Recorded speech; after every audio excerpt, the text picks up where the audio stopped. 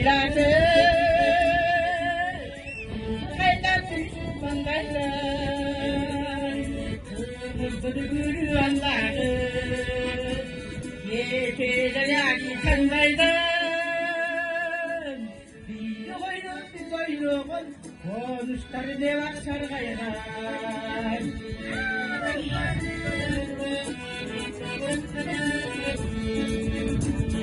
Gündür uzak geçede Arılar türkünden soydum Dörtlük mezgiri taktırdım Hep böyle Ömrümden Allah'a koydum Bir koyunlu koynuğun Arsalardan ecek koydum